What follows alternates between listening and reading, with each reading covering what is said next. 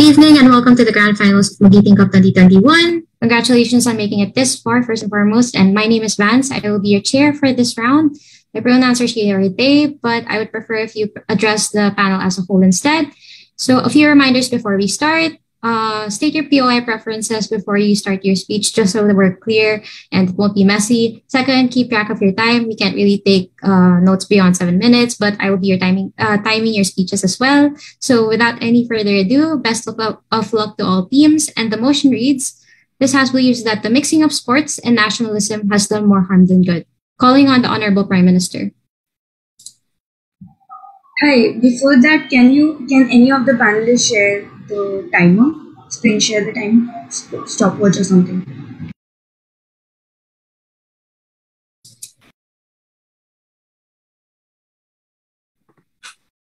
Hello, can you hear me? Yeah, I think that the screen sharing function is disabled. Can you hear me?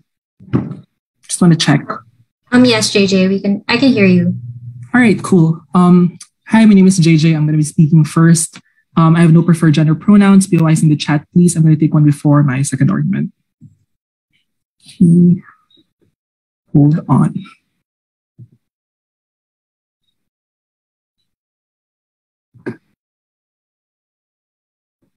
Okay.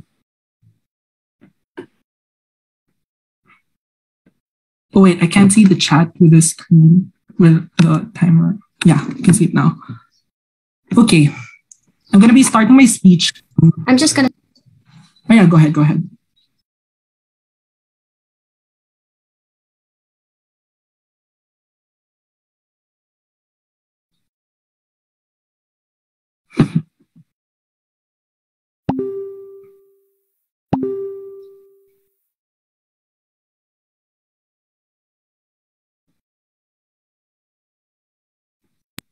Just to be clear, what you guys see, do you guys just see the timer, or are you seeing anything else like my document? It's only timer. Just my timer. Okay, that's great. So you can start now. Oh, yeah. All right. Hold on. Let me just fix my notes. Oof. All right, so again, POIs in the chat. I'm going to take one before my second argument. I'm going to start my speech in 3, 2, 1. The first thing I'd like to do in this debate as Prime Minister is to ask what the mixing of sports and nationalism looks like in status quo. It looks like sending nationalistic messages to the actions of athletes. Things like Manny Pacquiao is a hero because he's able to win so many awards for the rest of the Filipinos. It also looks like attaching the identity of a nation to specific athletes and specific sporting events. So things like the hero that we have is Manny Pacquiao, or the national sports that we have in the Philippines are things like basketball and things like boxing. We think from our side of the house that firstly, this is bad for the progression of athletes and bad for the progression of sports as well within these countries. And secondly, we think that this is also particularly harmful insofar as being able to hold problematic athletes accountable precisely because of the way that we interact with them when we choose to tie them with the national identities that we have. The second thing I'd like to do in this debate is to explain what are the things that we support coming from opening government. So we still support the creation of national teams on our side. So we'd be happy to still have people representing the Philippines in the Olympics or in SEA Games, etc. We reject, however, the conflating of sports with their national, with the sports they have or their identities with the national identity of the country. That is to say, it is completely fine for you to choose not to support these people if you do not align your beliefs with them. This does not mean that you are a bad Filipino or you are a bad Malaysian or a bad Indian if you do not choose to be able to support these athletes. Secondly, we think that on our side of the house, these athletes are still likely to get support anyway, on the sole reason that people like the thrill of watching, independent of any national identities attached to these athletes. The fact that individuals like underdog stories, the fact that we like the adrenaline rush of watching a team that we really want to support compete against others means that people will still choose to watch sports. But secondly, we still think that corporations and entities will still be there to be able to ensure that these individuals will be better supported and will be able to access certain resources. So these are the things we prefer in our side of the house. It's not as if we are against sports or we are against individuals like competing in sports in the name of their nation. We don't think we are completely fine with these things. The first thing I'd like to talk about is why this is bad for athletes and bad for sports. The first thing we'd like to claim from opening government is to say that the mixing of sports and nationalism hinders the opportunities of a country to be able to advance their investment in sports in favor of precisely because they prioritize showcasing political agenda to their own national values. The reason why we think this is bad for sports is because on their side of the house, it becomes significantly difficult to advance sports when people mix things that are unrelated to the spirit of sports. Things like excellence and performance are attached to things like national identities, things like national issues, things like our own problems with other states, etc., etc. Which is why, for example, you have states like Iran that has always pressured their judo athletes to back out of competition when they are going against Israel, because they do not want to recognize the legitimacy of their own sovereignty as Israel, and because they're a Muslim state, they wanted to be able to go against these people. And majority of the problem that lies here is that a lot of the athletes are then forced to be able to back out, even if they really want to compete against Israel, even if they really spent so much time training for this, because they are afraid of what the people in their own countries will say, because they are afraid of the potential backlash from their own government. Why do we think this is particularly bad? On the first level, we think that for sports to improve, it needs individuals to be able to have more access to participation, because when you are able to participate in sports, you have access to things like training. There are more skills transfer. You compete against stronger athletes. You also have more linkages to other teams, to other coaches that allow you to be able to link you to other opportunities that are important. Why is this then particularly necessary? Note that the impact of this, when you're able to continuously participate and do not allow national identities to get in the way, is A, you get sponsors when you're able to achieve. Note that a lot of these Iranian athletes choose to back out at semis, right? When they could have won the competition. A lot of them are like, I spent so much time and resources for this, only for me to choose to back out because of my national identity.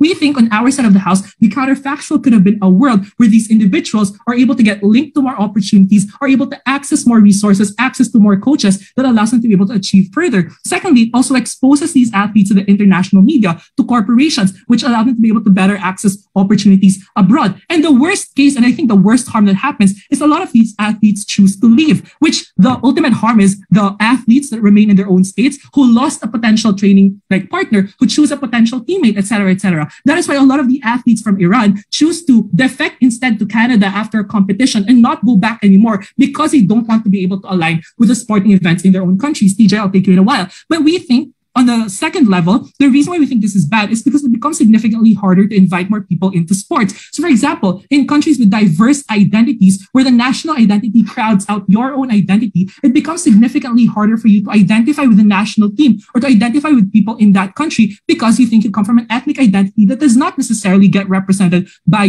by the national identity. But secondly, we think a lot of individuals just become afraid to go into sports for the sole reason they think resources and opportunities are likely to be scarce. But why is this even bad for the development of sports? A, in the Philippines, for example, you have the veneration of sports like basketball. In South Asia, you have the veneration of cricket, which then crowds out multiple attention and support for the creation and investment in other sports like rhythmic gymnastics, which I really like, or other sports, ladies and gentlemen, that are not linked to our national identity precisely because majority of the focus in basketball and boxing. Yes, OO. Okay, so there's a significant political cost associated with nations dropping out of tournaments, which is why outside your example, it seldom happens. Comparatively, however, sports can also be used as a tool of diplomacy, thus reducing tensions. Why is this more important than the other? I don't think it is exclusive to using it as national identity. You can always host sporting events as a tool of diplomacy, but I don't think it's linked to national identity at all. The second thing I'd like to talk about is a tendency to have bad interactions in the field. Note that national identity does not exist in a vacuum. National identity contains deep-seated sentiments about us and the people outside our own imagined community, and oftentimes there are conflicts as a result. That is why, for example, in the past, there were conflicts in the field that happened between Croatia and Albania precisely because of hostile relationships that they have towards each other, not within that sport, but precisely because of ethnic identities that they have. The same happens with Russia, not accepting their defeat in 2020 Olympics when rhythmic gymnastics was won by Linoy Ashram and not the girls from Russia, who has long held the championship for the past 20 years. And all of these things are because they felt as if they were and felt as if they were they felt as if it was an attack against national identity as opposed to just mere sports. Or the fact that a lot of Indians got mad at this Pakistani javelin thrower when Neeraj Chopra said that he found him holding his Varuta and Neeraj Chopra had to contain his rabid fans against them. We think these things could have been avoided. But secondly, we think it's hard to hold problematics accountable because when they are glorified, they're treated like a god and venerated because they embody the nation's identity. It's very, very hard to call them out when they mess up with their stances. Like in the Philippines, you have Manny Pacquiao, and it's just so hard to be able to call him out for his homophobia or his hatred towards certain groups of people, precisely because everyone is behind his back and is willing to support him. The same applies in Pakistan. We have Imran Khan as your prime minister, and it's very, very hard to be able to call out all his fuck-ups precisely because he has a strong image of a hero that is venerated because of sports. Thank you.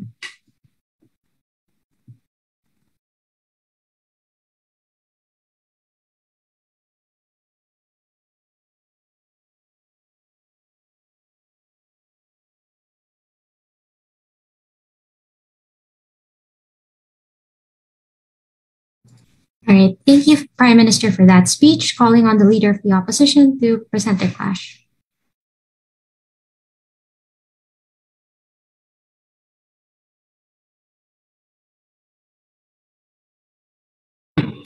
Hello, am I audible? Loud and clear. Okay, sorry, let me just change my place because my mom is cooking in the background.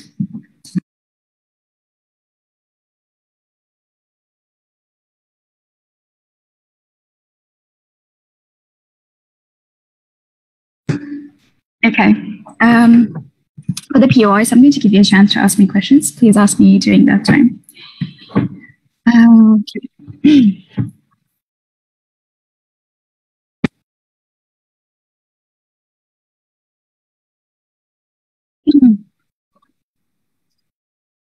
Sorry. Okay. Oh yeah. Okay, never mind. I'm going to start in 3, 2.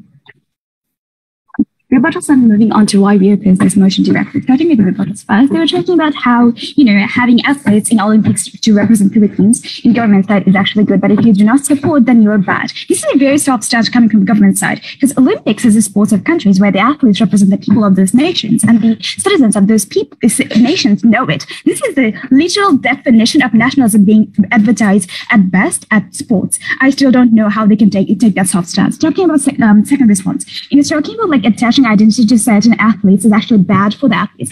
Okay, if people do not attach this identity of nationalism, then it's more likely that they will attach some other identity to actually stay engaged in the sport, such as religion, sex, race, and which are so which divides people. This is because this is going to disenfranchise them even to many reasons. For example, due to lack of money, lack of support, lack of access to other resources, that the same resources that they were talking about. This means outside the house, those minority athletes will still lose. I'm sorry, in their side of the house, those minorities will still lose their opportunity, while in our side, these athletes are likely to be chosen on merit due to the fact that they need the best athletes to represent their nations rather than some certain ethnicities or certain races and so on. So we have more inclusivity as well as more opportunities in our side of the house. Thirdly, talking about how this is going to be bad for sportsmen who harass others or problematic sportsmen. Look, I believe that at worst case in our side of the house, this is still good. When some problematic athlete does some shit, they can actually be held accountable in our side of the house, as well as more chances to mediate for this nation in the future. I'm going to explain that later on. So first of all, how this looks in the status quo, in outside the house. What nationalism is basically being from a certain country, encouraging people to or the supporters to consider their identity more as a citizen rather than letting other factors crowd out the effort, as well as we see in Olympics, for example. B, in this case, using nationalism is the easiest way to unify people to represent the nation, as we see in Olympics. C, the media actually shows what kind of background they had, what kind of hurdles that these athletes had. They just represent the nations. They are much more highlighted in this case. Going on with this, but before I go on, any POIs? 1, 2, 3. Okay, moving on. The benefits of mixing nationalism and sports. We believe that this actually can give more monetary support for the athletes who would not have received much support from the nation, people's sponsors, and so on. This looks at in many levels. Starting with the first one is, in many cases, the concept of nationalism is how the people still agree to fund or give their taxes to athletes. For example, in Olympics is because they feel like they are being represented. This is why their taxes are used on these people. The same way that the government or any other sponsors actually does this. Secondly, this is why we see athletes show how how like they need money to compete, support or like have gather other equipments and so forth. People help them directly or indirectly through the government or like through any other like organizations because of the fact that they attach their identity. This is how these sportsmen, these athletes, or like these sports like companies or teams are actually standing in the status quo. Thirdly, this is why these many sports or like sponsors invest in certain teams, invest in certain athletes to begin with. For example, if they see that people have strong sense of identity attached, this is why investors invest in many upcoming athletes who are even young from like minority communities, as well as we see black people or like black athletes in America. This looks like giving like people more inclusivity and nationalism. In this case, like people will still want to support minority communities which produce good athletes. Even women or like even LGBTQ athletes will be able to compete under the umbrella of nationalism, as this is transcendent or from other forms of prejudices in the status quo. Note that without nationalism, the people will lose. In this case, like people would see like they are in this case athletes and the judge and would actually judge them even more because they have nothing to lose in this case. In outside the house, if they do not support, they're going to lose their money or like the support that they have given up until now. But the moment that people actually support the teams, athletes, and their nationality is when they're likely to help them. This means when the athletes they like suffer from injustices, sexual harassment, or like public, in this case, the public is likely to ask for justification from the nation or the sports committee, such as the US Olympic sports scandal that we saw that went viral because of the fact that the public actually backlash against them. What this looks like is one, how this actually means hiring more people regardless of their race, gender, religion, and so forth, all of the other prejudices that we have and identify ourselves with. B, looks like being more transparent in regards to internal affairs such as racism, sexism, bigotry against like other minorities and so forth. This is beneficial for the athletes in and of itself. C, in this case, looks like this is actually much more like helpful to actually unify countries as well through sports, as we saw with Olympics with North and South Korea. Why Olympics is so strong in gathering media attention is because the fact that people attach their identity, nationalism in this case with the athletes. Benefits are in nations that compete and can or like organize such platforms can actually gain monetary benefits. Look at Japan organizing Olympic in 1963, which boosted the economy. B, it looks like this is likely to actually happen when the national identity is deeply intertwined with sports. Means like there's going to be much more likely to be ping-pong diplomacy, which we believe is actually good. For example, in the case of US and China, sending teams to other nations helped to de-escalate the tension between the two nuclear powers. Or like the US sent wrestling team to Iran, which successfully reduced the tensions between the US and Iran. This is a direct response to government side. The sports team can actually help reduce countries' tensions, like even very old enmity that we saw with North and South Korea. People were actually considering political discussions. The moment the sports teams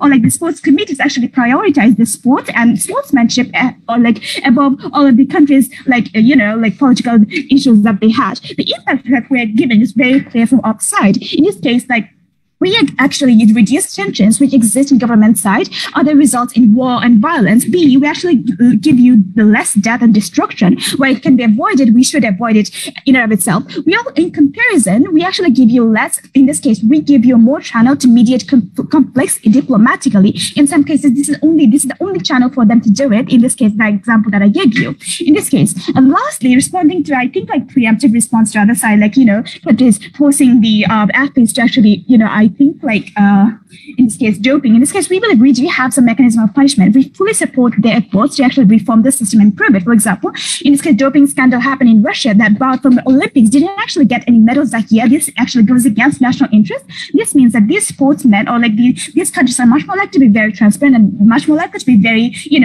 taking like other measures to make sure that the sportsmen are not pressurized to actually take any doping mechanism because of the fact that their country's reputation is at stake. Secondly, in this case, this also gives incentive to reform and improve the system because like other nations don't want this like platform to actually go against the image of being a country that actually does doping. In this case, we also see that this is likely to give fund, for example, organizations of the WADA more strict checks. This is much more likely to fix like all of the issues of pressurizing the athletes to go into doping as well. In this case, we also have the IOC incentive to push back against doping. We actually give you better transparency. For these reasons, principled reasons as well as practical ones, as well as diplomatical reasons, we are more than happy to oppose. Thank you, Leader of Opposition, for that speech. Calling on the Deputy Prime Minister. Hi, am I audible? Loud and clear. Okay. So I'm DPM. My preferred pronouns are she and her.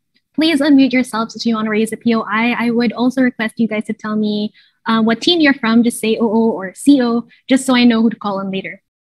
OG wants to create the best possible conducive environment for the generation of support for athletes, both monetarily and in terms of moral support as well. We think that we are arguing that it is unsustainable if individuals tie nationalism with athleticism, because the moment that an athlete differs from the dominant national values of a particular country, that removes them from the support coming from their fellow countrymen. It also is more prone to non-meritocratic assessments, because individuals, no matter what level of skill they have, will be more likely deprioritized just because some people feel like they're not being properly represented by a person who has different values from them, which is not even relevant when it comes to sports. We think that the growth of the sports industry and the sports community in any country is essential, and that can only happen if individuals get to access different competitions and get to represent their country, not necessarily the identity of their country, but get to enjoy the fruits of their hard work because they are chosen meritocratically, not because they align with certain political values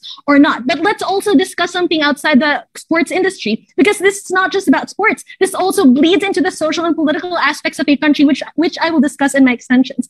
A few rebuttals first before proceeding to my arguments. Number one, they talk to us about how people agree to fund athletes because they are represented. And this is what exactly I said in my introduction as something that is harmful. This is because it is highly exclusionary. These types of support are highly selective. It is less likely for merit to be the highest priority when an individual is not representative of certain values, political beliefs. For example, this is why in the Philippines, just recently, we highly scrutinized Heidelin Diaz with his selfies with Bongo or her IG stories that go against the administration. That diminished the amount of support she immediately got, because individuals are less likely to want to throw support at her when they do not agree with her politics, just because they feel like supporting an athlete also means supporting your own country or betraying your own country, depending on what your position is. This high level of responsibility for athletes diminishes the amount of support that they can possibly get. But secondly, they talked about how abusers in sports are actually easier to call out when they are, I guess, when there is nationalism tied with sports, but we beg to disagree. In fact, abusers in sports are actually easier to call out when they are not glorified in sports. For example, in the case of Simone Biles, being abused over and over again by her coaches or by anyone else inside her team, this was covered up in the name of national pride and representing the US well. Even if she was known to have been abused, these are things that they refused to address because they tied sports, they tied her gymnastics performance to how well the US is represented in the national arena. But secondly, political failures such as Manny Pacquiao as well. My prime minister talked to you about how it is difficult to deplatform these individuals who have continuously been glorified throughout their careers because people feel so attached to them because they feel like their national identity is at stake. They do not deplatform these individuals because they feel like they're betraying the kind of work that these people have done in order to represent the country well.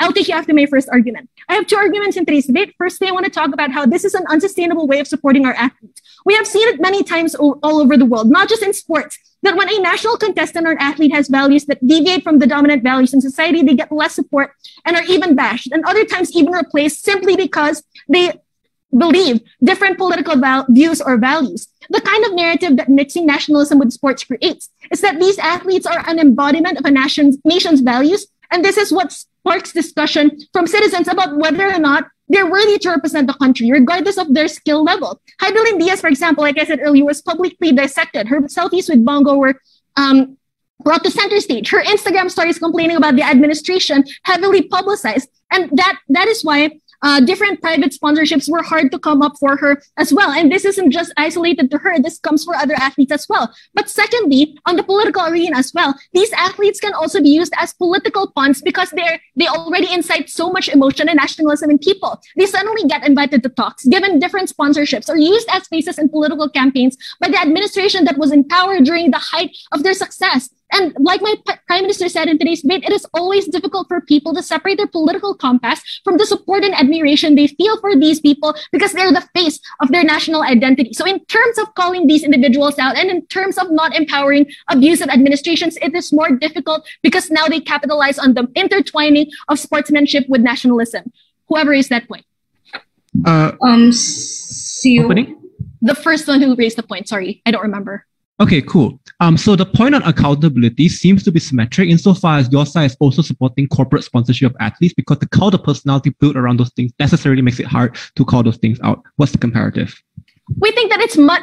okay, given that under our side, there is still some sort of political, or there is still some sort of cults that remain, that support these individuals, but they support these individuals not because they represent their national identity. They are more likely to be supporters that are there, that are in awe because of the skills of these individuals. It is more likely to be on meritocratic levels. That's not something that they can provide under their side when people always conflate nationalism with support for certain athletes that represent their values. Second argument, when sports are intertwined with nationalism, it preys on the desire of individuals to make their countries look good in the sports arena, because sports is now part and parcel of how of their national identity and how their national identities are perceived. This is why governments are willing to pay so much to host sports events like the Olympics, for example. We saw this in the past, for example, when governments spent so much, like in the 2008 Beijing Summer Olympics, they spent $40 billion just to host that sports event, which is the highest during that time. And that was overtaken by Russia afterwards in the Sochi Winter Olympics, where they spent about $50 billion.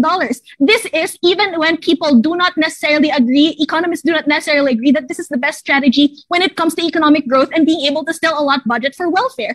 More than that, governments also tell their citizens that we have made it using, being able to host sporting events that are so massive and so big. For example, in the 1964 Tokyo Olympics, that signaled to the world that Japan is fully rehabilitated after World War II. The mere fact that they held a sports event signaled to people that they're okay, when in fact there are still economic problems that are being hid because of the type of events that because of the type of the glorification that the type of events they hosted made in today's debate. So this means that governments are better able to cover up their shortcomings just because people conflate sports and sports events with nationalism. They're made to think that everything is okay just because their sports teams look good, or just because their sporting arenas look good and their countries are able to host different sporting events on a national or international level. We do not want this to happen. We want people to have clear-mindedness, and we also want meritocracy to be the pinnacle of when we choose to support individuals who are involved in sports. For the reasons above, OG stands. Thank you for that speech, Deputy Prime Minister. Calling on the Deputy Leader of the Opposition. Opening opposition's case revolves around three areas of discussion. The first, that we create better funding and equipment for athletes, creating a more competitive platform overall. The second, we get a stronger national identity that's able to stack sports being one of the few things being able to transcending racial and religious identity, often reducing the amount of discrimination and conflict. Number two, we get stronger diplomatic ties within the nation by the potential to de-escalate tension to avoid death and conflict. Any of these three things is a reason for opening opposition to win this round. All other teams, like I guess OG's done so, all other teams will need to explicitly weigh the impacts against us to explain why the way out here. I want to talk about like three or four things in the speech. The first is sporting as a national identity. The second is the quality of sports in the national arena. Thirdly, sports and politics. Finally, just resolving conflicts in the field and accountability for athletes. Firstly, sporting identity and the national the sporting identity being able to transcend those boundaries. We explained that sports and sports icons are one of the few things in this world that's able to transcend divisive national identities. Elo gives you this argument to little response to the Deputy Prime Minister, so I think that this is still a benefit of ways in this round. One of the few things that's able to transcend those identities is something that's good, because many states who are multi-ethnic and racial, they often suffer from things like internal racial conflict, things like discrimination, etc. In the absolute worst forms of the situation, this often results in the melting pot of racism, like manifesting in things like Rwanda that just resulted in outright genocide. While we think that most nations probably won't go towards the extreme, we also have a lot of problems of things like racial discrimination and the oppression of minorities. We think that playing sports necessarily is one of the few ways in which we can overcome those divisive identities, because you're able to bond with each other over, watching your national icons play sports at the Olympics, or the platform was playing sports itself, which you enjoy, and therefore you're more likely to play with other things. It also means that the selection criteria when you select those athletes for national team is better and fairer, giving a lot of platform for people like minorities, racial and gender minorities that otherwise would not have had the same opportunities here. That will discuss later in the speech. But at this point in the debate, comparatively, are more likely to get that unifying narrative in a world where sports is intrinsically tied with national identity, because that is the point where states are likely to integrate these things as per in all the ways that opening government characterizes it to be. So independent of the harms that OG talks about in this round, I think the fact that we're able to overcome those divisive identities and prevent the worst forms of discrimination in society is a benefit you ought to weigh into consideration. The second thing that I will talk about in this speech is the quality of sports in the sporting arena, because we think that the competitiveness of the sports field is something that's important. Insofar we accept that sports is something that's good in this round, the side is able to show stronger competition, a stronger competitive incentive for athletes with better training and equipment is going to win this clash. Where support for athletes likely to be stronger?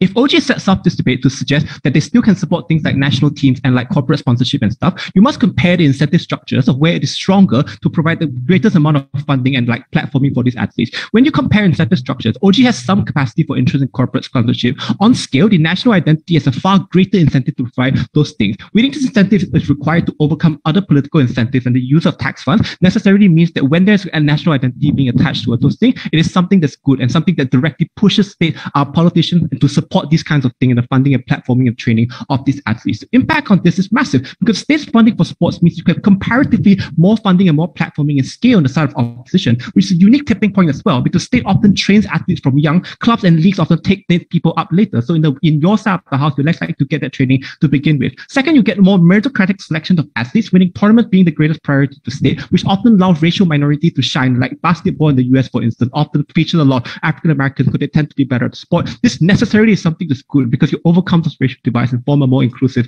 national identity. You also get a better competitive arena, and so it is something that's good for sports. Insofar as you get stronger training platforms, better athletes, more competitive, more competition as a whole, it's only something when you intrinsically tie the national identity because on scale, the amount of funding that states put into those things is far greater in the world of opposition. Therefore, we prove that you get better platforming and training for athletes, but more importantly, a more competitive sporting arena in the world of opening opposition. Third thing in the speech, then I want to talk about sports and politics.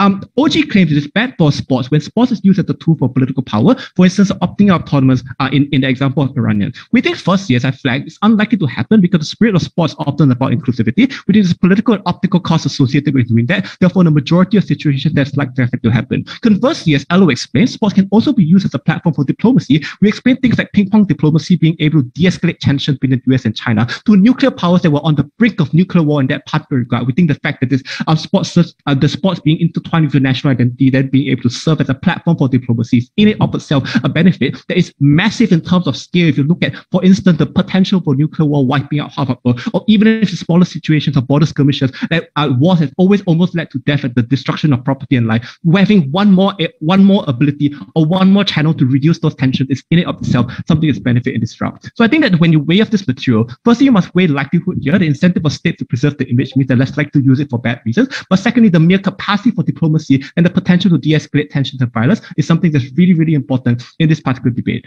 The last thing they say is that it's really hard to resolve conflict in the field. I think this seems to be related more to the nature of sports in general, like football fans booing referees for just about anything. It's unclear to me why specifically this is related towards tying of national identity. If it is true that the nation gets involved in this thing, I think it's a trade-off we're happy to take just because we get so much more benefits in the counterfactual. Before I go on, I would prefer to take a point from closing government if you have one. If not, I will take OG. In your best case that national support generates funding for athletes, which we said is not mutually exclusive, is it a worthy trade-off for the creation of athletes turned bad politicians like Manny Pacquiao who continue to enjoy massive support from nationalistic fans? The first thing I would note here is that political accountability mechanisms are probably going to exist in both sides of the house. So to the extent that national icons like athletes that become politicians should still be held to that same degree of accountability. But in the absence of those things, it is unclear why this is different from any other kind of cult of personality. I think that insofar those mechanisms to hold those politicians accountable still exist, then just the fact that these national icons become politicians is not in and of itself a problem. Which is sort of the last thing I want to chat about in this speech, specifically with regard to athlete accountability. PM tells us it's hard to call out athletes for homophobia and bad behavior. Number one, just because it's difficult to doesn't mean it can't. For instance, we look to Larry Nassar being outed with evidence for being a sexual predator for like past 20 years. The answers also applies to Simone Biles as well. The fact that it was tied towards the national identity necessarily means that the state was under greater pressure to hold greater reforms and accountability mechanism under this side of the house. So I think that these things can exist and those accountability mechanisms still work, even if it is difficult to do those things. Like Lance Armstrong also like doping the media and had all this medal strip. The second thing I will note here is it's unclear specifically what the comparative is. To the extent that opening government still support the platforming of athletes and stuff like that. Generally speaking, athletes also have a counter personality around their followers and stuff. So it's probably difficult to call out those athletes in their world as well, even if it's comparatively harder on our side of the house. We think that the marginal net increase in accountability does not outweigh the benefits of national unity. That we're able to get through the sporting identity being able to transcend all those racial and religious identities in this debate. We think the most important thing here is where majority of people are better off. It is in a world where sporting identity is tied intrinsically with nationalism because it creates a more unifying national narrative, but also increases the capacity for diplomatic relation and de-escalation of tension and a better sporting arena overall. For all those reasons, opening opposition. Thank you for that speech, DLO, calling on the member of the government to present closing half rather. we have to notice and emphasize that athletes became athletes for the self and not for the country. They are different from soldiers that the state can ask or require something from because of their social value. This is why my extension will revolve in three things. Number one, I will talk about how nationalism places an unfair burden on athletes, which removes their agency not just as an athlete, but as a person. But number two, I want to talk about how mixing nationalism with sports creates the perception of fans towards athletes to be skewed and misrepresented. It attracts reactions and backlashes, which is not deserved by athletes. But third, I want to talk about how nationalism harms athletes because it highlights the value of resiliency. That it's okay if you struggle and you don't get support, you are doing it for the country anyway. There's no tantamount value if you're doing anything for your country. Before I proceed with my extension, I want to respond to the incentive structure argument coming from opening opposition, right?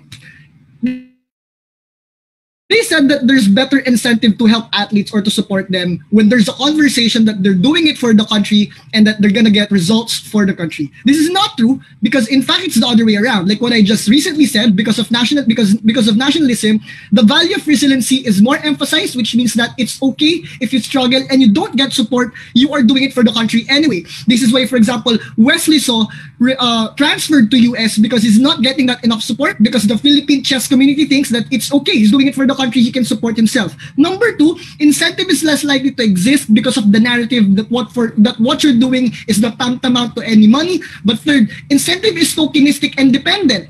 You have to answer the question, what happens when athletes refuse to represent the country? Where will they get support and how will they get support? But fourth, let's engage.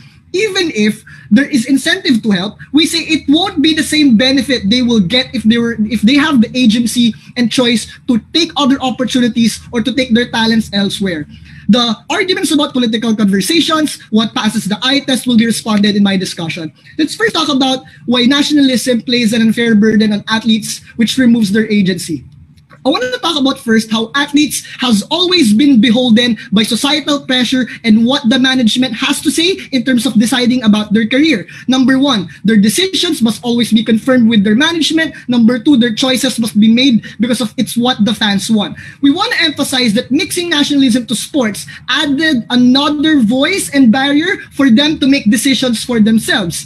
So right now, they're not in a good place, and because of the political conversations, it became harder. The first analysis I want to talk about is how athletes are burdened to play for their country only because that's what nationalism requires. So what is the nuance? Why is this likely to happen? We say that mixing of nationalism to sports includes compromises of values. The question is, who makes the biggest compromise? The problem is that the compromises are required and forced from athletes, and they are pushed to the wall and left with no valid options to decide for their career. We say that athletes should have, number one, in principle, the right to decide for their career because of their personal investment. Being an athlete is a job, Madam Speaker. But number two, practically, you should be allowed to get exposure, to diversify your skills and learn abroad. But number three, they should be allowed to seek job opportunities that provides better future. The first thing I want to talk about is the case study of Kiefer Ravena. Kiefer Ravena is a player of the Electrode Warriors in the Philippine Basketball Association.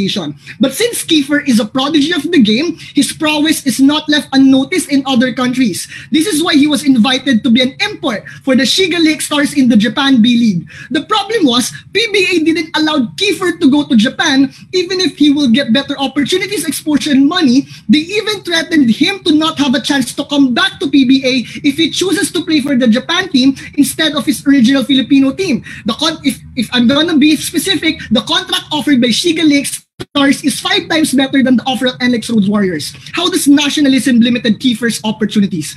Because of the narrative of nationalism, PBA disregarded Kiefer's voice and agency. Because of the narrative that you have to prioritize your country, you have to do everything for your country, they sacrifice the immense benefit Kiefer's livelihood and ability can develop his career. We say that the difference we have more than the money and opportunities opening government want to talk about is the ability to have an option and for athletes to determine their career, and that is what is taken away. The case study proves two things. Number one is that mixing of nationalism and sports forces athletes to prioritize prioritize the country over the self. We think that this is not the example and the reference we need to set our future for the future athletes and for the conversations we want to have. But number two, because of the burden nationalism imposes, institutions are more likely to look at the athlete as at athletes as social tools than real people that should be allowed to decide for themselves. For the second level of analysis, let's look at the case study of Kai Soto and the fans. This is where I want to nuance the debate also with the fans and how are they likely to react, what's happening with them because of these conversations. When Kai Soto chose to play for the NBL instead of the Philippines for FIBA, he was bashed enough to make him go home and reject the playing opportunities he had in NBL. So aside from the fact that Kai Soto was forced to go home by Filipinos, by the Filipino management, he was criticized and he was bashed in terms of his personality, in terms of his attitude in the internet because of how fans are shaped in terms of how should they think, how should they perceive athletes. We see that the conversations that mixes nationalism and sports removes the identity of athletes towards the lens of the fans. And why is the lens of the fans important? Mandatory POI, sure. So athletes usually consent to the conditions surrounding playing nationally, but also benefit materially as well. Assuming, however, agency is constrained, why is this more important than the potential of overcoming racial discrimination in heterogeneous states? Not every time, I already explained that not every time athletes has the power to decide for themselves, even though it looks voluntary and they're allowed to do it voluntarily. There are compromises that they have to do and they're forced to do for them to make the better choices. Or the converse is, again, if they choose themselves, the backlash, that the criticism that might exist that can be personally harmful for them also harms them from doing so. We say that if you want to shape the minds of fans and if you want to make athletes better, you need to reshape the mindset of the fans in terms of how they can support them. And if you mix nationalism with it, the fans can expect something more. Because of all these reasons, we think it's unfair for athletes to have that. Thanks. Thank you for that speech, Member of Government. Calling on the Member of the Opposition. Perfect. Starting my speech in 3, 2, 1. Panel, 3 things in my speech. Firstly, taking CG out, then OG, and then pushing to you some basic characterization, which we think that our opening team also misses out on. And then finally, moving on to what our principal claims and justifications are, right? 1. What does CG comes in and tells you? Their entire case just looks like, oh, there is unfair burden on these athletes, therefore just don't do it. And secondly, there is a lot of backlash and therefore just don't do it. These are the only 2 harms they can present in this debate. We'll mitigate both of the harms and we'll tell you what are the benefits accruing if this motion falls, right? But more importantly, what is the first thing? We think that the athletes, when they sign up to these things, they already know they have to deal with a lot of pressure. When you get into the sports, the basic ideology is that you have to deal with a lot of pressure and all these things. Why? Because one, you have a teamwork as well. You have to do a lot of things. You have to do practice and all these things. At this point in time, the pressure is already there, right? So we think that the athletes know how to deal with all these pressures. But secondly, they say that, oh, these athletes are shamed. And please know that's inexclusive to begin with. Why? 2 reasons. One, as now, they say that, oh, in their paradigm also, national teams are still there, but the nationalism not there. At this point in time, too, these athletes can be shamed by the public simply because they are not performing well. So we think that this idea is inexclusive to begin with. But secondly, what is the benefit on our side on this thing, that if we connect this with the nationalism? One, instead of getting always backlash, these people also get support and appreciation from the people, even if they lose, right? This looks like India, even Indian people losing medals at Tokyo Olympics, still getting a lot of appreciation from the people. This is the fallback mechanism. This is what these people get motivated for and thrive on, right? We think that is largely missing on side government. But secondly, what do they come here and they tell you? That, oh, I've already talked to you about this idea of pressure, right? They also tell you that, oh, take talents elsewhere and all these things. But literally no mechanization to this. We don't think that this argument should anyway stand, right? But thirdly, on CV say that, oh, now athletes is there and all these things. But I'll understand at this point in time, the athlete is supporting himself, right? Now, no political incentive will make government to support you. At this point in time, all the burden of all the athletes to pay for equipments, to pay for nutrition fall on their side. At this point in time, they're reducing a lot of people, disincentivizing a lot of people to participate in the sports, even if they can. Why? Because now they don't have necessary access to basic resources. This is the tangible harm on their side. OG comes in and tells you that, oh, we can create national teams, but no nationalism. How? Why national teams? Then necessary. Made absolutely no sense, right? If you're creating a national team, the national sense is automatically associated. Nationalism is automatically associated then. They have to somehow go and justify that how this is not going to happen, and how even if the team is quote unquote national, but nationalism feels feeling is absolutely missing, right? We don't think that's happening anywhere. Then they talk about accountability, man. That's blatant lie. Look at how it happened in India, right? Sushil Kumar won literally 2 medals in Tokyo Olympics and not Tokyo, in other Olympics as well. Still, he was arrested. He was held accountable for his crimes and all these duties. We don't think that accountability largely stands, right? Even like a lot of ministers who are like, big and power are held accountable, right? So we think that the idea of accountability stands flat on face of side OG. Now, what is the basic characterization we think that are opening 2 misses? One, what does now society largely look like? We think that now the society is largely in general, one, divided in terms of caste and all, right? We think lot of ethnicity and all these things. 2, the society looks like developing nations who have like basic backlash ideology of sport, that sports is not good and all these things, simply because of their conservative mindset. These are the basic attitudes of society. Number 2, what does sports actually look like? Sports looks like teamwork, representation of themselves and their nation. Literally, if you go and ask any sportsman that why do you want to join sports, their answer will be that I want to represent my country at that level. That is the level of motivation and incentive these people hold just because of the ideology of nationalism. 2, they also need support tools, equipments to practice and function in sports. And 3, as I've already talked to you about the idea of how sports demand you to handle pressure and all these things. Thirdly, what does this nationalism actually looks like? 1, this nationalism looks like one nation, one representative, one unity. 2, it's like positive attitude that I have to do something. It's not like negative radical anti-nationalism ideology. It's like positive attitude within the people that, okay, I'm representing my nation, I have to do something. Thirdly, nationalism also looks like that I have to do something for the nation, and when that happens, the level of incentive and motivation that, okay, I have to give my best comes within these people, which is absolutely absent on the entire government bench. 2 levels of impacts we give you on CO. 1, on social level, and secondly, on economic level. We think that RO misses the impacts on social level. And as I've already talked to you in my characterization, that how like people like don't engage with sports because they think that sports is not a career. We think that this narrative is likely to change in our paradigm. Why? And people will see that, okay, sport is getting acknowledgement, sports is getting nationalized at this point in time. A lot of these people who have like conservative mindset are likely to change that, okay, now sports is getting acknowledgement. Now sports is seen as a career. Now sports can also be a source of your income. At this point in time, the like backlash from the rural community which stops people from participating in sports is likely to be lesser in our side, simply because now there will be family support as well and societal support as well. Before moving on, I take OG. Tie their national identity to their country's ability to shine in the sports arena, governments use this as an opportunity to spend copious amounts of money to host events like the Olympics to satisfy their citizens while sweeping government problems under the rug. Can you please be the first op team to respond?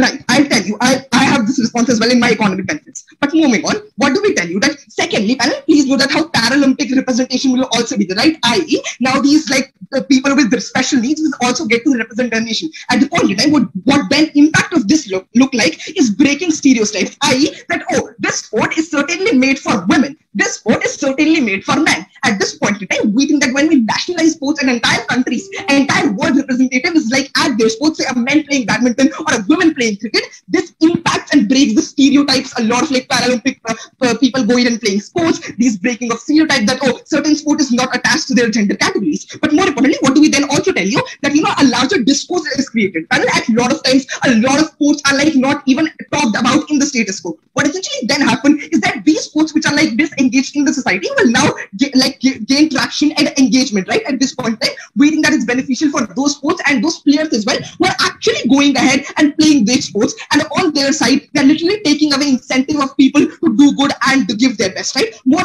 importantly, we think that it also represents your nation at national level, i.e. even like any third world country participating in like these sports events simply on the basis of their merit gets to represent the nation of their culture at that platform. Looks like that me on like any third world person going there and wearing my nation's clothes and like eating my nation's food. At this point in time, the national representation which we get is simply exclusive on our side, which promotes brotherhood and like it evaluates differences which are there in the status quo. But then I talk about this government or doing all these things. Panel, our OG is already talking about this idea that at the point in time there is like sense of relatability now in terms of brotherhood and nationalism, but essentially is likely to have more traction. Because of this more traction, more viewer, and there will be hence more funds. Our OG misses out this mechanism as to how this will happen. We tell you that because of this mechanism, government will value now better material funding and nutrition to these people, and because of this, they can also organize a lot of events and tournaments just because they can gain monetary benefit out of it, and they can also please their public.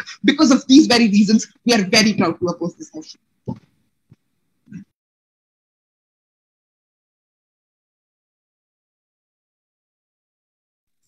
Thank you for that speech, member of the opposition, calling on the government whip.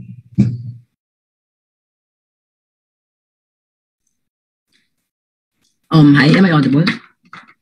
Yes, you are. All right. POIs, please raise them through voice. I won't be able to see the Zoom chat, so please raise them through voice. No preferred gender pronoun.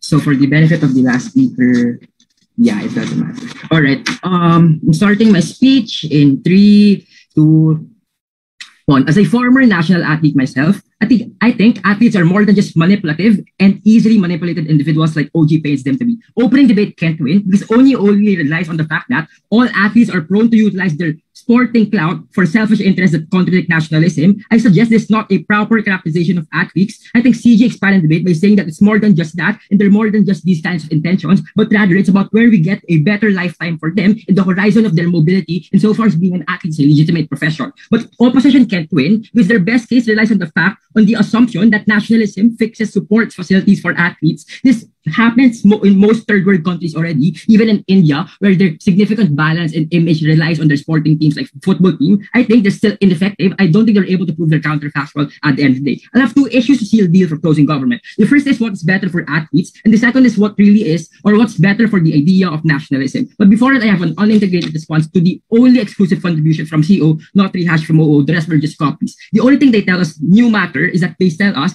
hey, not representing the country is an incentive for motivation for these athletes to improve their performance is the conclusion. I think motivation on our side also can happen. E.g., you have family as your motivation, you have children as your motivation, you have your inherent and natural love for the sport as your motivation. What CO failed to prove is why the motivation you get from you people or from your own representing your country is something that's better than all these something that's better than all of these motivations. But B, I think even if you see that there are motivations to their side of the house, I think there are barriers for this motivation to begin with. E.g., there's a limit on this nationalistic opportunity. You can only do so much for your own country, and the country can only provide you so many opportunities. This is why Wesley Saw forego his Filipino citizenship to be an American citizenship, because generally, even if he was motivated in the country, he recognized his opportunities were better abroad. This is why CG's extension is important, because we argued about the mobility of athletes and how they deserve opportunities outside of prioritizing their own country. This but it's more important as opposed to the manipulation thing that OG actually argued. The first issue then is on athletes. Why do we think that ultimately they're better off in our side of the house? Notice how CG does tell us that they want, OG does tell us that they need opportunities. I think they're missing 2 things in terms of importance. Firstly, they never proved how being an athlete is a legitimate profession. But 2, in CG, we told you that ultimately that they are less likely to find opportunities elsewhere because most likely they serve their time as athletes to begin with, and therefore they're unlikely to have other alternatives at the end of the day. If I'm able to prove in CG that the association of sports and nationalism is harmful for them, I think CG takes this championship. So in OG, they tell us at best that you still get support and there's the adrenaline rush, so the fans are still going to provide support from you. I think in CG, we nuance it to the fact that nationalism limits athletes' abilities to not only expand their experiences, like not only expand their opportunities like OG said, but also expand their own autonomy. The nuance in OG is that it's because they associate other agendas, so it harms their training process. The nuance in CG, which is exclusive, is this expectation that as an athlete, you're supposed to prioritize your country or your national team. In CG, we told you that the country or your leaders are against athletes who wish to expand their careers abroad. Secondly, I think we told you that they're backers from the fans that says a narrative that you're not loyal to your own country. This looks like Kiefer Ravena, that being able to play for Japanese league as opposed to PBA banned them generally, or even if they get opportunities abroad, in a worst case, I think the government hates on them or the fans hates on them. E.g., 30 Ravena, who was banned from playing locally, or Wesley So, who was forced to forego citizenship. I think these are harms that limit our experience under their side of the house. I think this is important as an extension because we proved to you this is how we get better social mobility. The second thing that we told you from CG, unresponded by CO, is to say that you have to carry an unfair burden. I suggest they have to win all the time because this is how they're representing the country. I think there are 2 harms. A, the process of their training, they're pressured, there's poisonous fans at the end of the day. You carry an unrealistic explanation. But B, you're based from nationalistic fans. Ultimately, you also lose support. The comparative in closing government is you're unlikely to get fans who are naturally attracted to sports and not people who back on, for example, nationalism. I think this is very important in terms of getting A, genuine support, and B, a direct response to OO, which is in less divide in fans. And this is important and this is harmful because it trickles down to the fans' influence, how the fans influence the government's policy making on athletes and their support systems. The second thing that OO tells us is that it lessens support from the state, like, for example, equipment for athletes. I think no. note that I don't think this is true.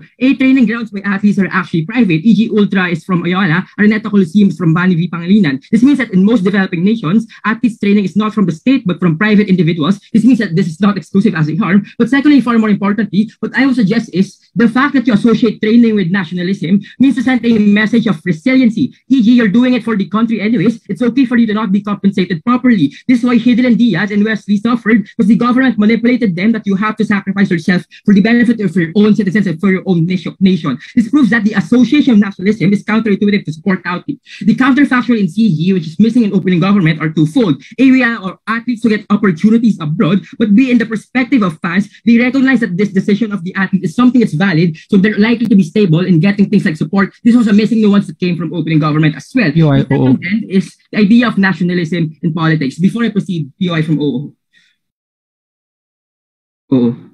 Okay, so I'm sure the trophies you're holding in your profile pic are well earned, and I hope they brought you happiness. But at this point, you still haven't weighed the importance of these small group of people that benefit from the career against the potential to liberate oppressed minorities through interaction that would not happen in the counterfactual.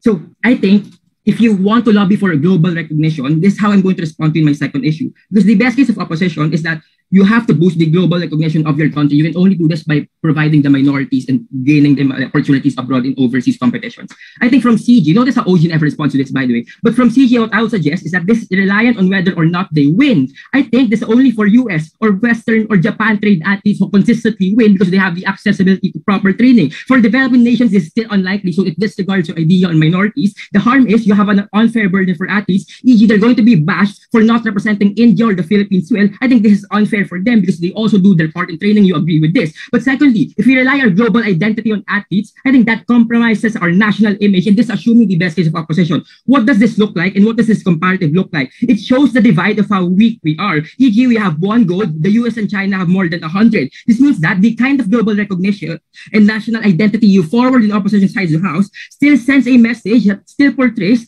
us as a weaker country than other states. But 3, even if, for example, this isn't true, what I would posit is there's still some sort of recognition insofar as we not associate with the citizenship, but our competitors in Japan recognize we're probably Filipinos because of our color, because of our features, because of our hospitality. There's still some sort of association anyways. This is important as an extension because if ops only benefit is global image, 1, the image we have is harmful. I proved to you how that looks like in the Olympics. But 2, this is also not exclusive. The comparative in CG is you focus the pursuit of national identity, ultimately, not just on things like your sporting system, but on other alternatives like the problem on the ground. We shouldn't allow politicians like Manny Pacquiao, like Leje Jancico, or Duterte, who was a tennis player, who utilized their clout in the sports industry. And this is why #dapat sila nila. Thanks. Thank you for that speech, Government Whip. To close this debate, calling on the opposition whip. Hi, can you hear me? Loud and clear. Okay, POIs via chat, that will be in a minute. I will be taking one, so you don't need to spam the chat. And yeah, no gender pronouns as such, just say for me at the web. Give me just 10 seconds to just gather my thoughts, and I'll give you a heads up before starting. Thank you.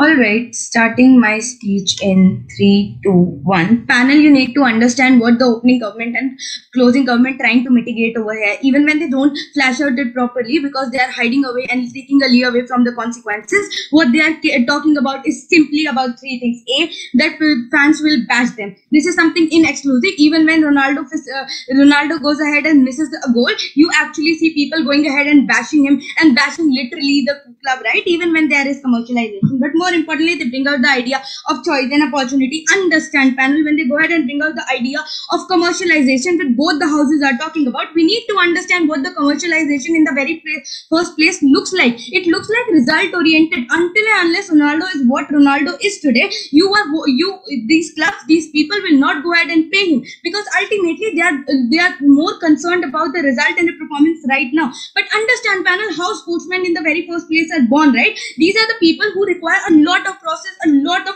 hard work, not only of one individual or family or a society, but also of different people involved in it. And all these only comes when you associate national identity, not basic commercialization, not the idea that I want to make $1 billion, right? But more importantly, what the CGK failed to engage with. They failed to engage with how sports is about the recognition and representation, very exclusive point coming only in our speech, when they completely fail to engage with the idea of third world countries, when they completely fail to engage with the idea of breaking stereotype gender and how stereotypical these organizations are, when they go ahead and completely ignore the fact how discourse interactions happens in the very first place, and more importantly, when they fail to engage with idea that what the sports and nationalism today stands for. Let's understand what we get from CG, right? More important, when they go ahead and bring us the idea that you will actually see people going ahead and these people having very limited choice, which i.e.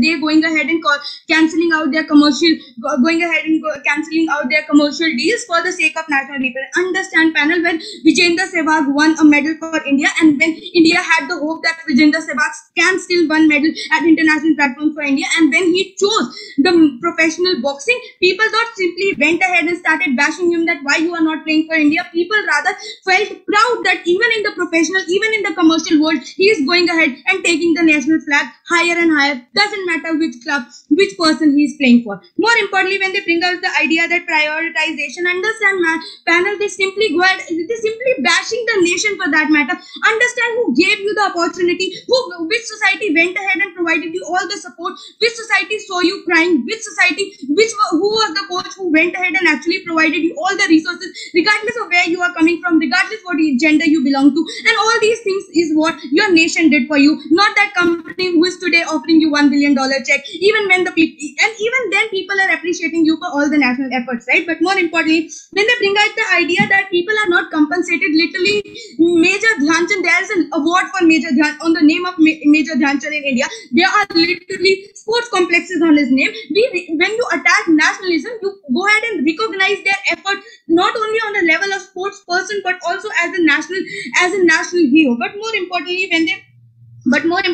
when they try to run a very derivative case of OG, let's rebut OG as well. When OG goes ahead and tell us that, listen, there will be investment coming from commercial sector, understand that it is only performance based. They don't care about your family, they don't care about your mental health, because if Simon Biles was representing a particular club, she wouldn't be able to take a mental health break during the time of Olympic. When they bring out the idea of people that countries are wasting money on Olympic, understand how this is not a wastage, rather this is an investment. Not only countries earn from Olympic and all these international games, but more importantly, they actually have larger benefits when it comes to gaining soft power, when they have a better say and a better political bargain. But more importantly, when they actually see a larger tourism panel, understand when the OG goes ahead and brings out things like these are political pawns. Understand this is no Cold War where Russia and America literally fighting, right? But more importantly, when you see even in their best case, when these sports persons are taken as leader in the leadership roles in the governance,